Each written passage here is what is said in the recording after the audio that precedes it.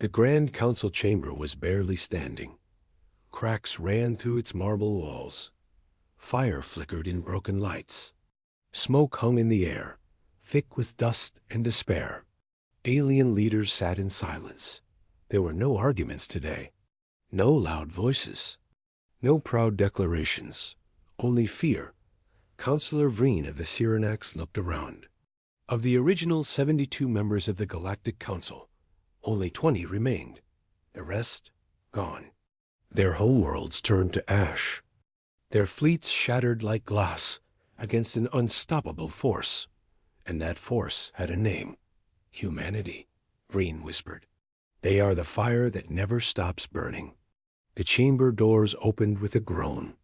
Counselor Lua of the Velthari limped. In, her fur matted, one eye bruised. She dropped to her knees. I have sent the final message, she said. To Earth, to their leaders. I said we surrender. I said we want peace. Silence again. No reply came from Earth. No signal. No voice. No promise of mercy. And then the sky above their world began to glow red. 50 years ago it had started in peace. The humans had arrived with light. Their ships were sleek, silver, and slow. They came to the council with translators, gifts, and open hands. We want to be part of the galaxy, said Ambassador Lee, the first human ever to stand in the Hall of Species. But the council laughed. The Velthari insulted their small size.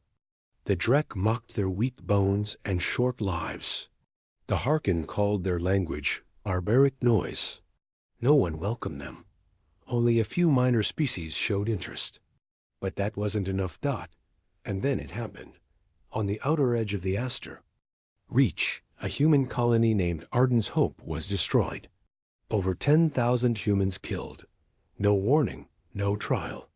No explanation. The attack came from Velthari warships. They claimed it was an accident. It was a military exercise. Luma had said. They were in restricted space. Earth demanded justice. The council ignored it. So humanity vanished. No more ships. No more messages. No more meetings. Everyone assumed they had returned to their small blue planet, that they had accepted their weakness. But the humans had not gone home. They had gone silent, and silence, for humans, was never a good sign. Now the skies cracked. Orbital defenses of Altarian 9 lit up, trying to stop the descent. It didn't matter. Fire poured from above. Human dreadnoughts, massive ships with hulls like obsidian and engines that screamed, appeared over every capital. They didn't speak. They didn't ask for surrender. They just attacked. Precision strikes, no civilian targets. Only council military. Structures, power stations, and command centers. It was a punishment. It was a message. Be remember what you did. Counselor Vreen's thoughts once believed humans were like insects, interesting, maybe even clever, but never a threat. Now, he watched one of their warships hover in low orbit. Its underbelly glowed red. His world's defense grid was gone in under 7 seconds. He remembered the last time humans spoke. We don't want war, Ambassador Lee had said, and we don't want revenge, but we will never forget. No one had listened. No one believed them capable of such power, because for 50 years, the galaxy had not seen what humans were building. On board the human flagship, Torchbearer, Commander Elena Cruz stood at the observation deck. Below, the Velthari. Homeworld burned. Not the cities, not the civilians, just the military bastions. The war factories. The fleet command. Her face was cold, calm. Still no reply from the council? Her lieutenant asked. She shook her head. They begged, she said, but it's too late. She looked at the list on her datapad. Systems marked in red. Activate Phase 2, she ordered. Yes, Commander. Back in the council chamber, the floor shook as a sonic boom rolled across the city. We must do something, shouted Counselor Rethel. We must fight. With? What? Vreen snapped. Our fleets are dust. Our alliance is shattered. You think the humans will stop because we cry? I never thought they were monsters, Luma whispered. You made them monsters. Vreen growled. The message Earth never sent deep in the ruins of the human embassy. An old recording played on loop, buried under rubble. To those who mocked. Use, we came in peace. To those who betrayed us, we will not forget. And to those who harmed us, may the stars show you mercy, for we will not. Part 1 ends with this image. A lone human dreadnought hovers above a burning capital. Below it, the Galactic Council begs for peace. But humanity only watches. No reply, no signal, only fire. The Velthari Council. Chamber 50 years ago. The room was full of laughter. Alien diplomats from across the galaxy were gathered around a long, curved table. They were drinking glowing liquids, exchanging trade gossip, and mocking the latest joke of the stars, the humans. They call themselves a spacefaring race, hissed Grand Minister Tocqueville, the Velthari leader. His scales gleamed silver under the chamber lights. But they only have 5 colonies outside their homeworld. 5. Another counselor chuckled, a thick cloud of orange smoke rising from his vents. I heard they offered an alliance to the Kral Empire, and were ignored. Tocqueville roared, slamming his claw on the table. Good. The galaxy has no room for soft species like them. That's when the aide entered the chamber. Small, trembling, and clearly nervous. Minister Tocqueville, he said, voice shaking. A human envoy has arrived. She requests an audience. The laughter died. Silence fell across the room, broken only by the soft humming of the chamber lights. You. Let her in, Tocqueville ordered. Moments later, the chamber doors opened. The human walked in. She wore no armor. She carried no weapons. Just a plain navy blue suit with a small silver badge. UN Diplomatic Corps. Her eyes were calm. Her posture firm. I am Ambassador Alema Cade, she said in a quiet but steady voice. I represent the United Nations of Earth. Tocqueville sneered. And what does your little planet want? Elena looked around the room. Peace, she said simply. Trade, cooperation, friendship. Someone in the room laughed again. Tocqueville stood and walked toward her. His tall frame towered over the human. We do not need your friendship. We do not trade with weaklings. And peace? That word is for cowards. She didn't flinch. We came in peace. We hope you reconsider. Tocqueville's voice turned sharp. And what if we don't?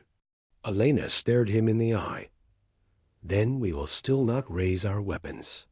But Earth will not forget. And with that, she turned and walked away. Velthari border colony. 2 months later, a human science ship drifted near the edge of Velthari space. It was peaceful, unarmed, filled with researchers. They were studying dark matter pulses near a black hole. The Velthari saw the ship dot. They saw it as a sign of weakness. Without warning, they attacked. Orbital cannons lit up the sky. The human ship didn't even fire back. It was vaporized in seconds. No survivors. No reason. Earth's response. Classified. Transmission. The Velthari never received a public message from Earth. But something moved in the deep. Somewhere inside Earth's solar system, massive shipyards. Went dark. No signals. No noise. Just movement. Factories doubled production. Recruitment centers overflowed.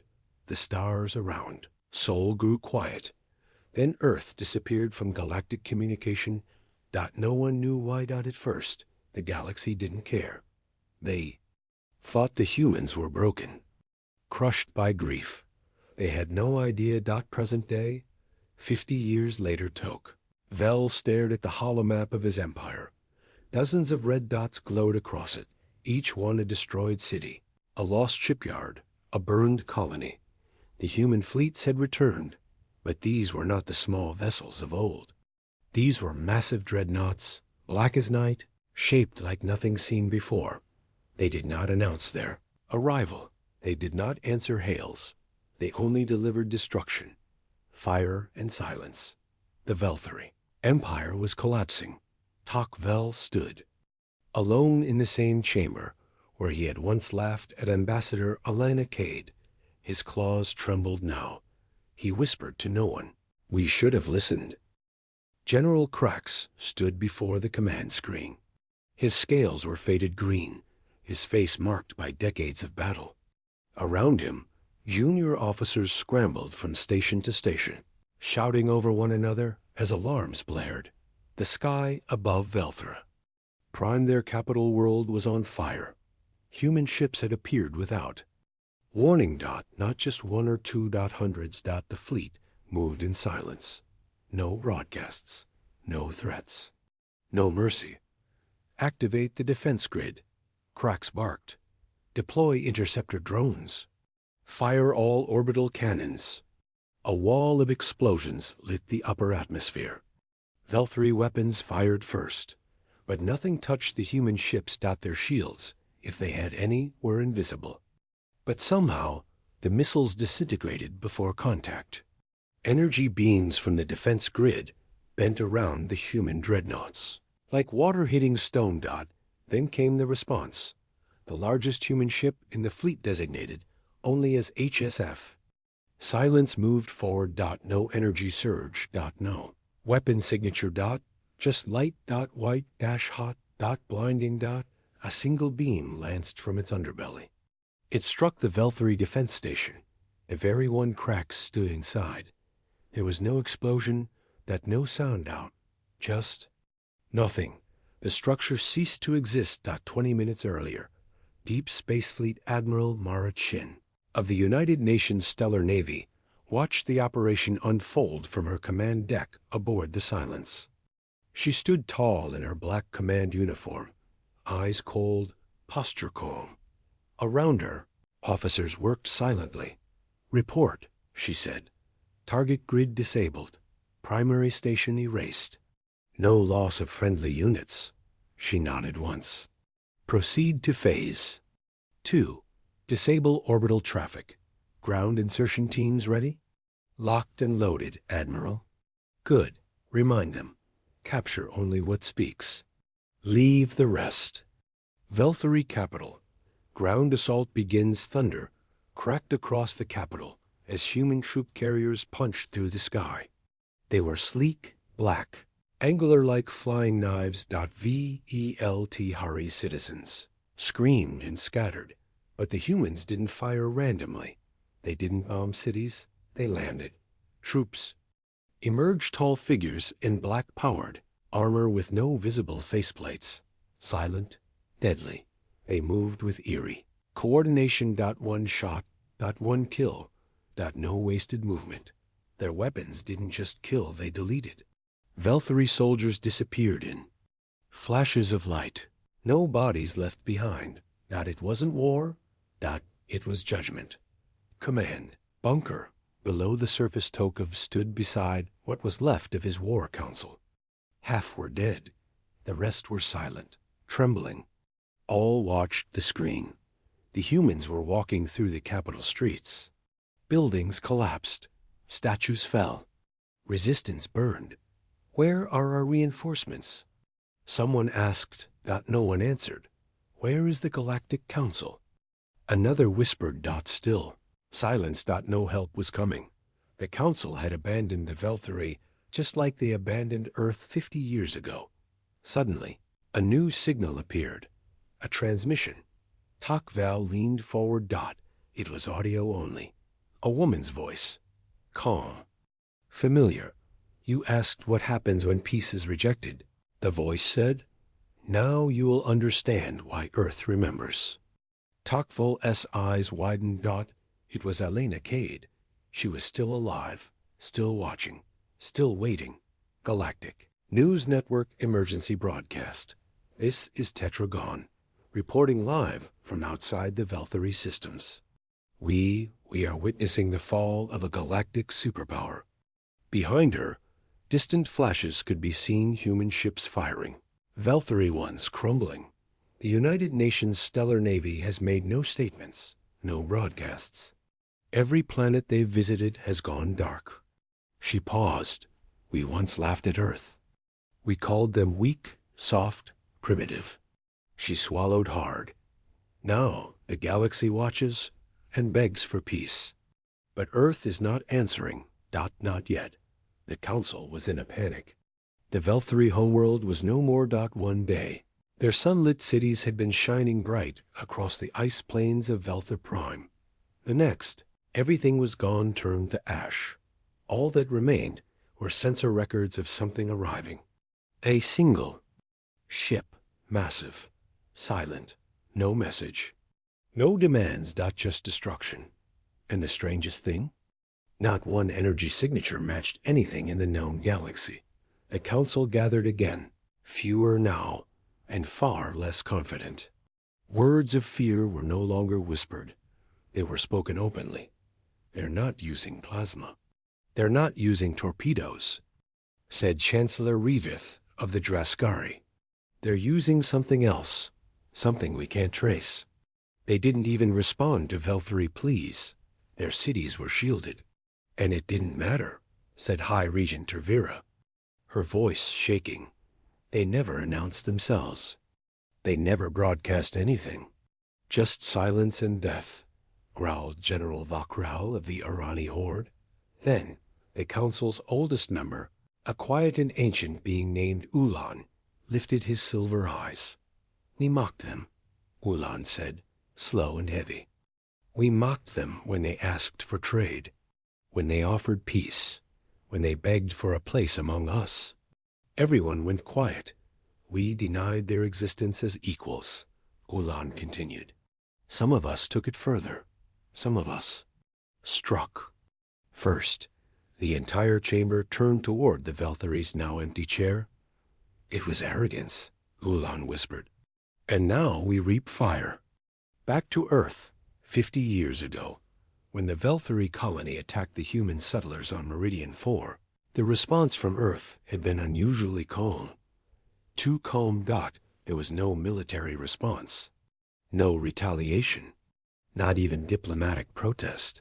The humans had simply vanished. All colonies went dark. No more communication from Earth, no more trade. Their embassies closed overnight. Ships disappeared from all major sectors. Like ghosts, for years, the galaxy assumed they had either hidden themselves or fallen apart internally. But in truth, Earth was preparing, and the galaxy had no idea what that meant. Orbit of K-Thalan.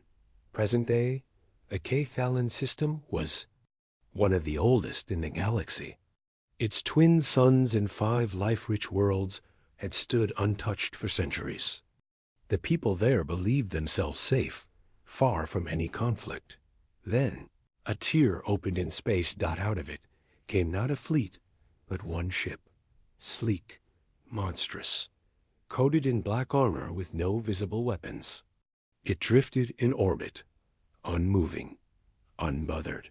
By the defensive fleets that scrambled to meet it, communications officers sent message after message. No response. General K. Roon of the local fleet ordered weapons locked. Then everything stopped. No, not just the ship. Time itself seemed to freeze. Systems shut down. Pilots screamed as their ships went dark. One by one, the human vessel disabled everything in orbit without firing a single shot. Then the broadcast came. Not a voice, not a threat, a recording. The same message that had once been ignored 50 years ago. Humanity seeks peace. We ask only for friendship. We offer our minds, our hands, and our future. But this time, the message didn't end there. A second line followed. Those who refuse that offer have chosen war. A blue-white pulse flashed across the system. It was not a weapon. It was a warning. One last chance. The people of K-Thalan evacuated within hours. The next day, every orbital station and defense platform was vaporized. Precision strikes. No collateral damage. Not a single civilian harmed. But the message was clear. Humanity was no longer asking Dot back at the council. They're not using war, said Grand Minister Yurtal. They're using strategy, precision, intelligence. They know everything about us, our weaknesses, our blind spots. And they choose where to strike next, someone else added. Not randomly, but deliberately, symbolically. One ambassador, trembling, stood. We need to talk to them, apologize, negotiate. Negotiate with what? Roared General Vakral. They don't answer our messages. They don't even acknowledge us. Then the chamber lights flickered. A low rumble echoed through the halls. The council's emergency systems came online. Alert. Unidentified vessel detected above council orbit. Everyone froze. Someone whispered, "No, not here. Not this world." But the view screen confirmed it. A black ship. Alone. Waiting. Dot. And then the same message played across every channel and every tongue. Humanity seeks peace. We ask only for friendship. We offer our minds, our hands, and our future. The council chamber went dead silent. No one dared move. No one dared speak. And then a single word appeared on the screen, written in human standard language. Final chance. The Velthari homeworld had always been seen as untouchable. It sat in the center of a fortified star system with 3 defense rings, over 100 orbital cannons, and fleets stationed across its skies. For centuries, it was the beating heart of Velthari power, where generals met, where admirals were trained, where wars were planned. And yet it fell in 13 minutes. The message reached the Galactic Council 2 days later. The Velthari High Command was gone. Their sun had been extinguished. Yes, extinguished. The star itself had collapsed in on itself. Artificially. No known species had such technology. Except now, humanity. Counselor Rivik dropped the datapad as the report ended. His claws shook. This can't be possible. No one can destroy a star. The Kelmaron scientist beside him whispered, "It wasn't destroyed. It was consumed." The reading suggests some kind of gravitational implosion. Another counselor said slowly, "A weapon. That collapses stars?" No one spoke for a long time. Then Druun of the Zelvari Alliance said what everyone was thinking. They didn't just want to defeat the Velthari. They wanted to erase them. A day before the fall deep, in the dark, cold void near Velthari space, a single human ship floated silently. It was unlike anything the galaxy had ever seen. No standard hull, shape, no identifying lights, no life signs. Just a black monolith, covered in spiked armor and strange dark matter patterns. They called it the Solace of Ash. Inside, no crew moved, only machines. Hundreds of them. AI units, old Earth code, running on something far beyond quantum computing. They calculated, adjusted, and prepared. And when the timer hit 0, they released the payload. It wasn't a missile. It wasn't even energy. It was a ripple. A gravitational wave so precise, so sharp, it folded space on itself for a microsecond right inside the Velthari sun. The result was simple. Collapse. VELT Hari. Cities didn't have time to scream. One moment. They were planning a war, and next they were pulled into the darkness, screaming as oceans lifted off the surface, buildings shattered, and the sky fell inward. Their sun, had become a silent killer. In the orbiting fleet. Panic spread. Like fire, ships tried to run. Some fired blindly into the void, but none escaped. Because by the time they realized what had happened, the Solace of Ash had already left. Back in the council. "It's not a weapon," said Counselor Thali grimly. "It's a message." "Ambassador." Gior nodded. They didn't just destroy the Velthari military. They destroyed the idea of the Velthari. No one had ever attacked the sun, someone whispered. They just did. Silence followed, and then another message was intercepted. It was short dot from Earth, dot one line, translated into every galactic tongue. You taught us pain. We'll teach you fear. Elsewhere, deep in the Void Fleet, Commander Rachel Miles stood on the bridge of the Crucible-class dreadnought. Horizon's End dot behind her, 16 more of Earth's new fleet ships waited, silent and invisible. They didn't travel by warp. They didn't leave energy trails. They were ghosts. Built in silence, hidden in the void, powered by things no one else understood. Target acquired. The ship's AI said calmly. Rachel nodded. Begin phase 2. Another target. Another empire. That had voted to mock Earth. Another sun. To be silenced. Meanwhile, panic spreads across the galaxy. Chaos erupted. On the trade world of Phyrexis, riots broke out. In the throne halls of Vizin called Dominion. Their empress sealed the gates. On the desert moons of Volrin 9, people dug bunkers not for war, but to hide from the sky, because every star now looked like a target. Every sun could. Vanish. No empire felt safe. And the worst part? Humanity hadn't sent diplomats. They hadn't sent warnings. They hadn't even asked for surrender. They had simply begun to burn the galaxy. The council chamber had never been this quiet. Not even during the worst wars in the galaxy's history. The council's emergency lights flickered weakly as thick smoke curled near the ceiling. Dozens of leaders had already left, some to defend their homeworlds, others to escape to deep space bunkers. The few who remained sat in silence, watching the last message they had sent to Earth. Please, stop, the Velari High Priest had said. His voice trembled. We surrender. But the message went unanswered. It had been 12 hours. 12 hours of silence. 12 hours of fear. 12 hours of watching the stars, waiting for something to arrive. Then it came. A sudden shift in the gravitational field around the councils. Planet triggered 1,000 silent alarms. Long-range scans showed nothing. No warp trails. No mass build dash up. And then the shadows appeared. Not ships. Fleets. But walls. Dark walls of metal and energy, slowly rising into view across the sky. Weren't orbiting. They were surrounding. The humans had not brought ships. They had brought something else. Something larger. It was a barrier. A curtain of war. A dread wall, built to trap the planet in a cage of fire. Far away, in deep space, Captain Lenia of the Velthari Navy sat frozen in her war cruiser.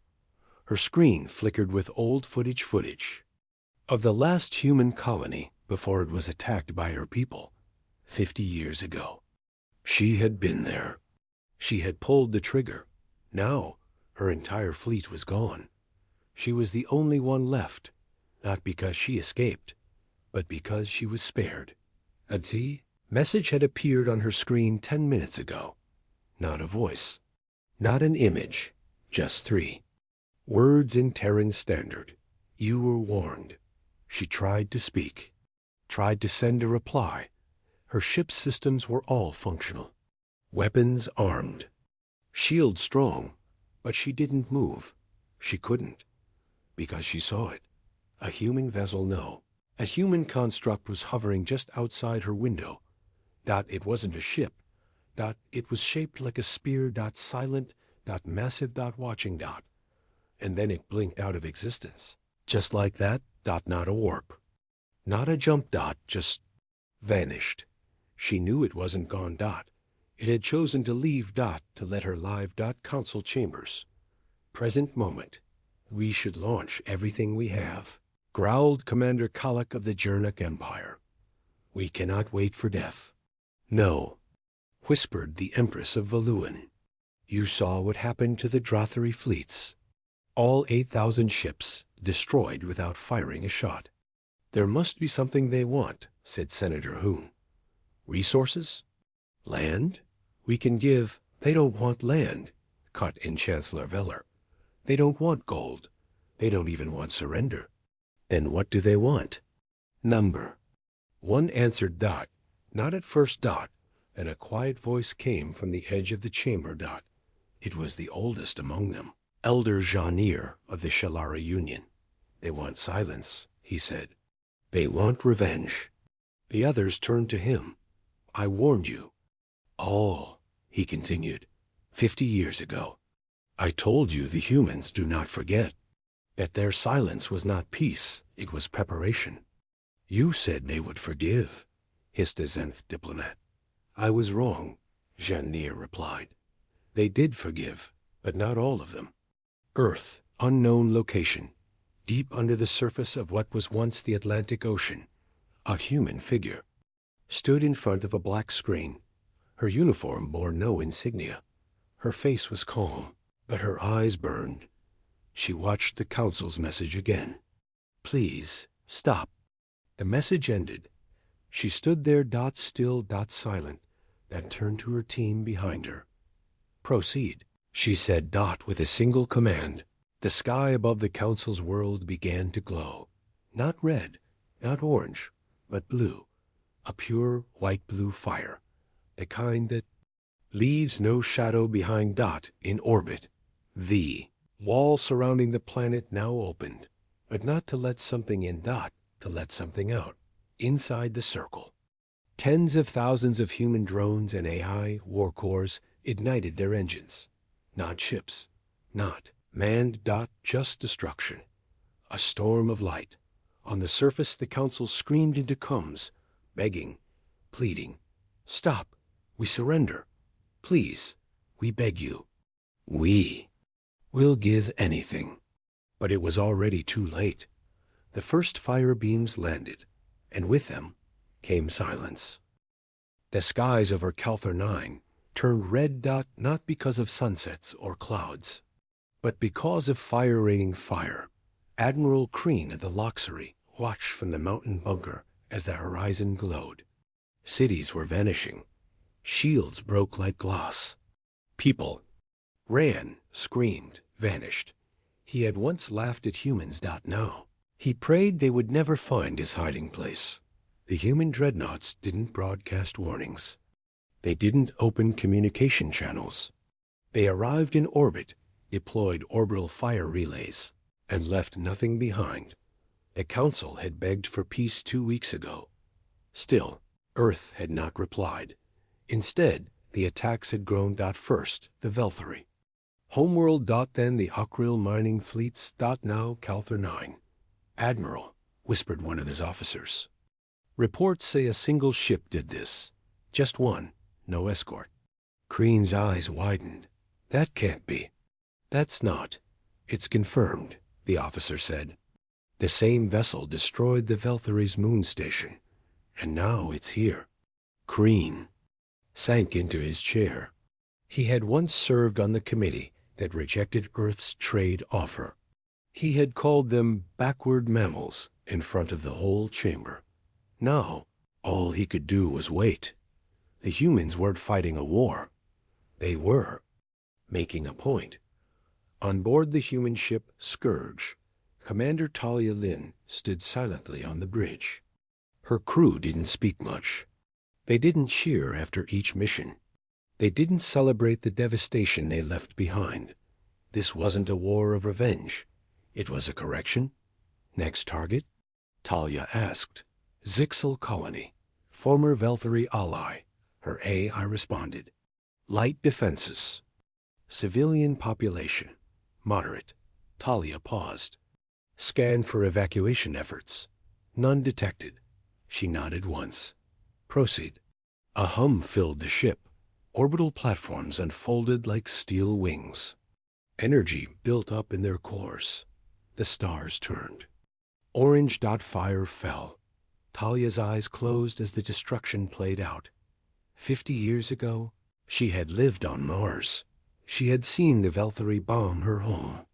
She had buried her family in dust. Now, she was doing what Earth had promised its people. Justice. Cold. Final. Absolute. Meanwhile, Council Emergency Chamber. Hidden System Jarnix 3. Only 7 species remained in the Council now. The rest had surrendered. Fled or vanished. Ambassador Tron, a Cathari elder, raised a trembling hand. We cannot win this. Not through war. Not through talks. What do we have left? Silence. Then Councillor Pyrrhic, a four-eyed Zendari, whispered, We should have listened when they warned us. When they tried to join, no one took them seriously. Another murmured. Their ships were small, their tech primitive. But it wasn't, Pyrrhic said bitterly. They were hiding something, planning something, for 50 years. And now, Trahan said, we see what humans really are. The table was quiet. They're not conquerors, said Pyrrhic. They're punishers. Someone asked, what if they don't stop? Another added, what if this is just the beginning? Back on Earth-high orbit, Command Station AXO-1 Admiral Ortega watched the war reports. He didn't smile. He didn't speak. Behind him, the new generation of commanders waited in silence. 73 systems neutralized, the AI announced. Enemy fleets dismantled. Council collapsed. Still, Ortega said nothing. He turned to the window. Beyond it, Earth floated blue, calm, untouched. For decades, they had worked underground. Hidden labs, secret weapons, AI-run factories on forgotten moons. They remembered every insult, every colony lost, every ship destroyed. Now they remembered something else. Resolve. One of his aides asked, Sir, should we send a message? Tell them it's over? No, Ortega said softly. Let them decide when to speak. He knew the galaxy feared one thing more than humanity's fire. It feared humanity's silence. Velthary, refugee ship, drifting High Priest Kava knelt. In prayer, his people, once proud rulers of the trade lanes, were now scattered. No planet, no navy, just broken ships. He had once ordered the bombing of the human colony on Rhea-3. Now, he begged for mercy in whispers. A child beside him asked, Why are they doing this to us? He had no answer, but another voice spoke from behind them. They warned us. It was a human cloaked in black, standing calmly in the dark corridor of the refugee ship. How did you? Kava stuttered. Your airlock was already open. The human replied, We've been here ... a while. Panic rose. What do you want? Kava asked. The human stepped forward. You destroyed our peace. Another step. You burned our homes. Another. So we became what you feared. He pulled out a device. Kava begged. Please spare the children. The human paused. We don't want your children. We want your memory. We want your guilt. The device blinked red. Then nothing but light. In orbit, the message suddenly. Across the galaxy, every comms channel blinked to life. A human voice spoke, calm, steady, cold. You will remember Earth, not as a weak voice begging for unity, but as the fire that reminded you what fear truly means. Then the signal vanished, and in every shadow, the stars looked a little less safe. The Kalari system was once a jewel of the outer rims. Twin suns, 4 green planets. Billions of lives. Now? Silence.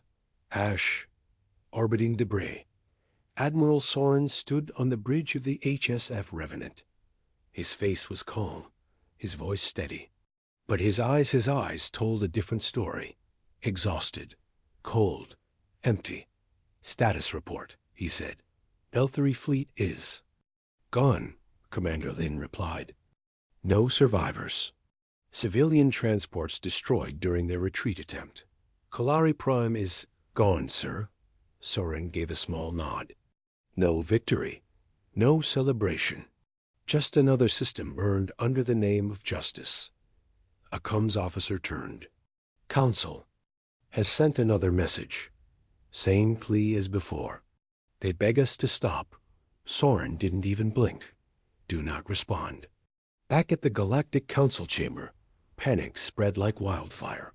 The latest images of Kalari's destruction played across the Jew. Main display. Some leaders screamed. Others cried. Some simply left, too ashamed to speak. The Velthari ambassador, if you could still call her that, stood alone in the Sedgerdot. Her scales were dull. Her voice trembled. "This is my fault," she whispered. "We thought they were weak." We struck. First, the Charon representative slammed a fist into the table. "Weak? They offered peace. You brought war. But we thought they were bluffing." "No one bluffs for 50 years. Snapped the reptilian Sari Prime. Silence returned. Heavy, suffocating. The flashback was still fresh in many minds. 50 years ago, a single Velthari cruiser had opened fire on a small human colony called New Dresden. It was unarmed. It was peaceful. The humans aboard had offered trade, language exchange, even medical aid. The Velthari had taken it as an insult. They fired once, and again. Then the colony went dark. First, Earth was silent. For weeks, months, years. Then humanity vanished. From all open channels. No ships, no trade. Not even a single signal. The galaxy thought they had turned inward. Broken. But they were building now. Those broken humans flew ships made from unknown alloys. Their AI-controlled drones fought with terrifying speed. Their soldiers never left survivors. Entire enemy fleets disappeared within hours. And they didn't take prisoners. No diplomacy. No explanations. Only fire. On the Revenant, Admiral Sorin sat alone in his quarters. In his hand, he held an old data chip, a recording from New Dresden. It was a child's birthday. Laughter, music, a cake with little sparklers. He closed his eyes. That child was his niece. She was 6. The Velthari had melted her along with the rest. Council emergency. Orders were clear. Send envoys to Earth. Deliver. A personal apology. Offer reparations. But no human ever replied. They simply marked targets and erased them. In the halls of Velthari Command, military leaders argued over desperate solutions. One suggested using ancient black hole weapons. Another proposed detonating stars. Even if we kill them, one elder said, what will be left of us? But it was too late for fear. Humanity was already at their gates. The next target was Nome, Gulthar 1, their homeworld. Defenses were prepared. Shields strengthened. Thousands of fighters waited in low orbit. But when the humans arrived, they didn't attack. They broadcast a single message on all frequencies. You hurt us. You erased our children. Now we erase you. Then, without warning, the sky tore open. Earth's dreadnoughts dropped kinetic rods the size of mountains. The shields didn't matter. The surface cracked. Oceans boiled. Cities turned to molten glass. The Velthari screamed across the stars. But no one came to help. No one dared. Back. At the council, the debate was over.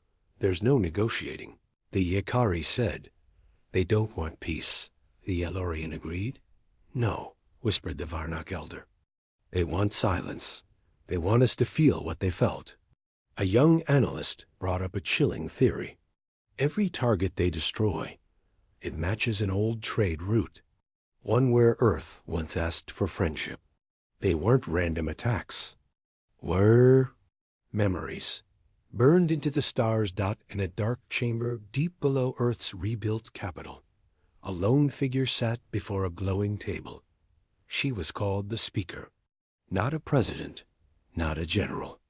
Just a woman who once survived New Dresden. Advisors. Around her gave updates. Kalari, complete. Velthari, neutralized. She looked up. Next. Sorry strongholds. They blocked humanitarian aid shipments to Earth 52 years ago. The Speaker nodded. Send the Leviathan. No warning. One advisor hesitated. The council begs for. Talks. She stood slowly, eyes burning. They talked when we cried for help. They laughed. Now let them listen to the sound of fire. A galaxy had begged for peace, but peace never came for Earth.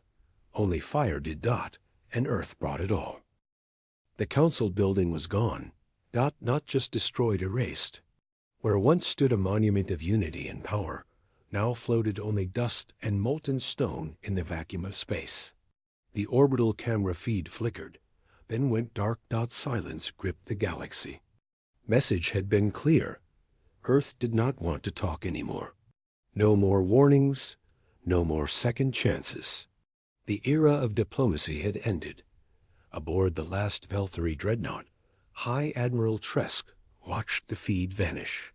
His 4 hearts beat out of rhythm. His claws trembled. He turned to his officers, eyes wide. "We are next," he whispered. No one spoke. The dreadnought had once been the pride of the Velthary fleet. It was now a shadow among monsters. Human vessels had surrounded their region, dark, silent giants with black hulls and blood-red lights. They did not fire. They only waited. Tresk reached for the comb. "This is Admiral Tresk of the Velthary people. We surrender. We offer everything. Please respond." No reply. Seconds passed, then minutes. Sweat pooled under his armor. One by one, his officers stepped away from their stations. Some began to pray. Others sobbed. And then the stars blinked. At first, it looked like space itself had darkened. But it wasn't darkness. It was a ship, larger than anything recorded in galactic history. Shaped like a blade. Its surface shimmered like obsidian, reflecting no signals, no heat. It moved slowly on purpose. The AI screamed warnings. The ship had no known propulsion. It broke every law of physics they knew. One of the Velthary officers cried out, "What is that?" The human dreadnought sent no message. Instead, the Velthary dreadnought systems began shutting down. Lights dimmed. Shields collapsed. Weapons fell offline. EMP? Another officer asked. "No," Tresk said. "It's not jamming us. It's overriding us." Human tech was speaking to theirs and commanding it like a master. And then, just above their ship, a massive bay opened on the human vessel. Inside, rows of black, spiked drones shaped like winged insects began to emerge. Tresk dropped to his knees. He whispered, "We should never have touched them." Elsewhere. A small refugee world in the Dalkari system. Millions of survivors watched the holoscreen. They had fled from every destroyed system, hoping to find peace. But the humans had found them. Now, orbiting the sky above them, hung 3 enormous vessels. No weapons fired. No words. No sign of recognition. Just watching. The Dalkari leaders, trembling in fear, sent one last signal to Earth. "Mercy. Please." The signal was received. And Earth answered. But not with words. A single drop pod fell from orbit. It landed gently. No explosion. Inside, there was only a device. A voice message played. It was not angry. It was calm. "You did not protect us. You laughed while we died. You watched our colonies burn. And you turned away. You let monsters feed on our people." A pause. "Now, we are the fire." The device activated. Within moments, the atmosphere cracked. Sky ignited. Artificial lightning swept through the clouds. Everything stopped. Everyone knew. This was not war. This was judgment. Back in Human Command, Commander Reeve sat in the control room of the lead human dreadnought. Screens displayed system-wide data every target, every ship, every city. But he wasn't smiling. His expression was empty, cold, as if the soul had been replaced with steel. Phase 5 complete. The AI reported. Should we continue? Reeve looked up. Yes. Execute full fire protocol. All remaining colonies? Every one. The AI gave a soft tone of confirmation. Understood. Outside, the fire began again. The sky above Jernit Prime turned red. From orbit, the Earth dreadnought Infernovox loomed like a god above the burning capital. Its surface glowed with heat. Armor cracked open to reveal fusion lances ready to fire again. Below it, the remains of Velthury cities crumbled under ash and plasma.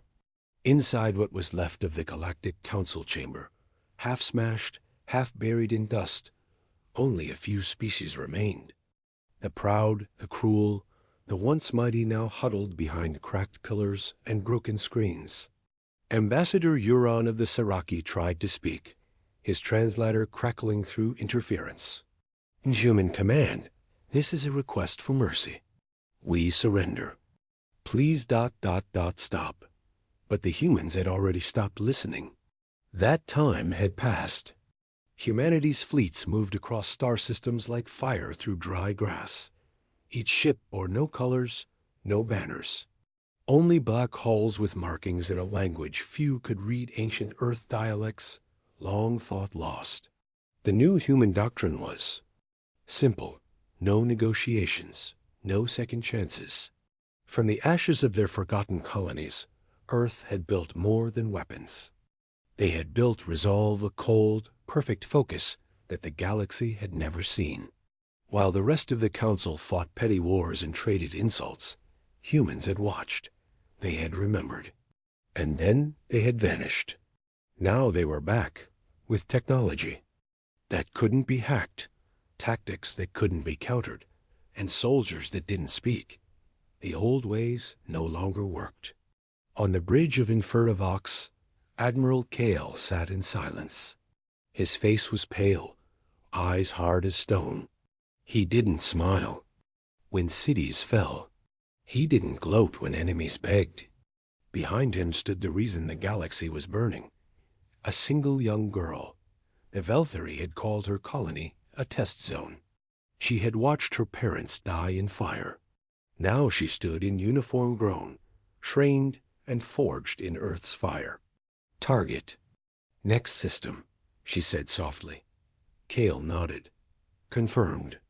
As the ship turned in orbit, one final broadcast was sent not from Earth, but from every human ship across the stars.